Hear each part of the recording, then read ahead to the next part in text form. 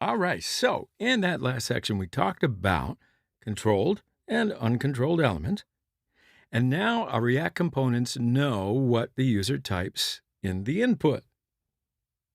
Now that you know all that, we want to make sure that if the user presses on the enter key after entering whatever the search entry might be, um, we're going to want to somehow trigger a search for some images and then show those images on the screen. So if I go back here and type in flowers and press enter on my keyboard, I want to somehow trigger a search. What is that somehow? See, because you'll notice that when I press enter, it looks like the entire page refreshes and our search entry disappears. So at present, you're seeing the default behavior of a form element. Remember, we have form element right here. So the first thing that we're going to want to do is disable that default behavior.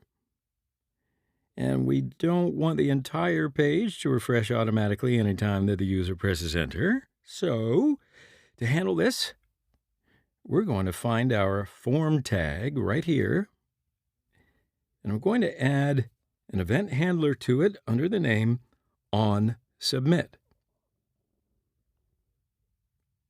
Then I'll reference a callback method inside of here called this.onFormSubmit. So then after that, I'll be able to put on my event handler up here. So this is going to be called with an event object, and I do not want the form to attempt to submit itself and refresh the page. So I will prevent that behavior by calling event.preventDefault, just like so. So now if we flip back over to the browser and enter some text and press enter, well, look at that. No longer does the page refresh. So we've now got some callback here, and that's going to be invoked whenever the user types something in and presses enter. Now, as a quick exercise, let's just make sure that we can console log out the current value of the input when the user presses enter and tries to submit the form. This.state.entry. Now I can flip back over and I'll enter in some text, hit enter. Now, when I do it, I see an error message right here, right? Do you? Yeah. All right. So this is going to lead us into, some kind of interesting JavaScript territory. So right now, I want to start to figure out exactly why we're seeing this error message, okay? The error message and the reason for it is going to be the absolute most common error message that you will see in just about every React project that you're ever going to work on. Without a doubt, you're going to see this error message.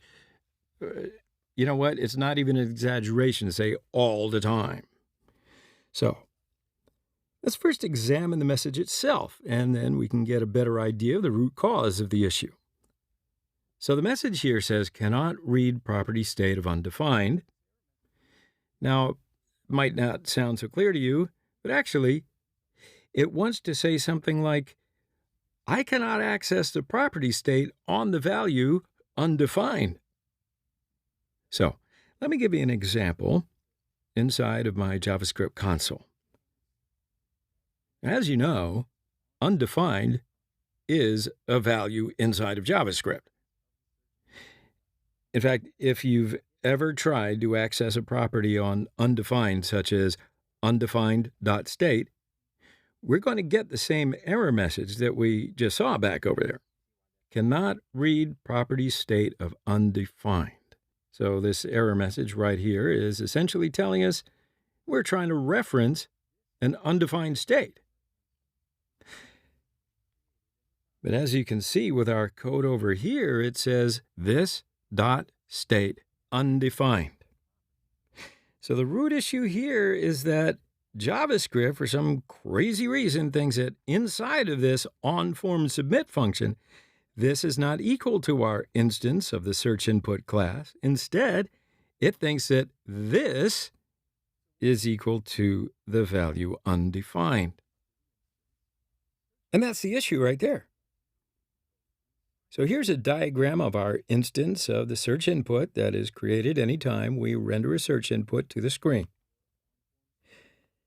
The search input has a couple of different properties, such as state, render, onFormSubmit.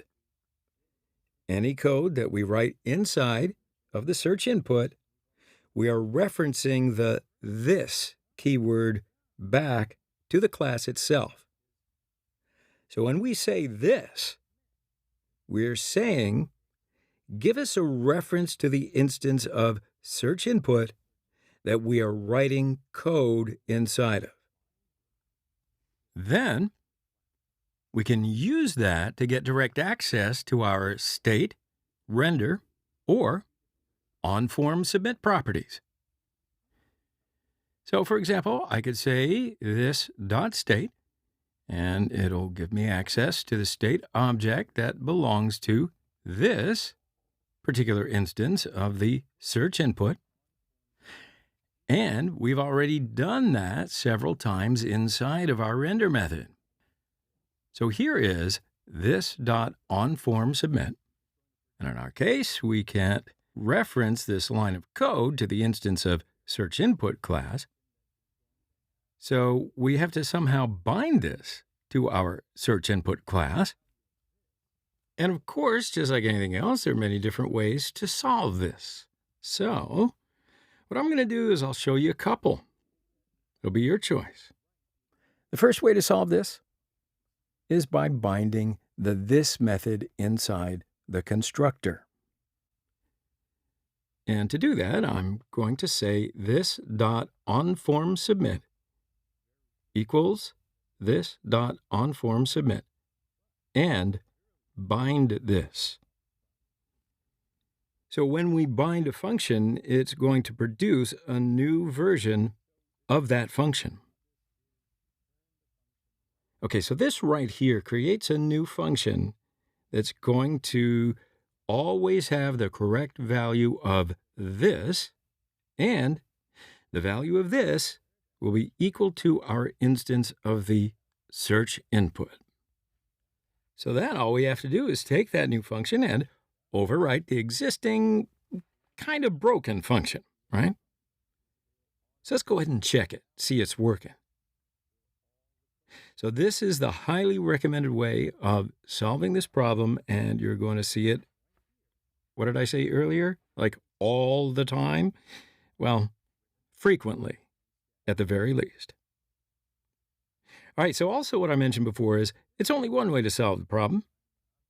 So I want to remove this bind method, and let's have a look at the second way.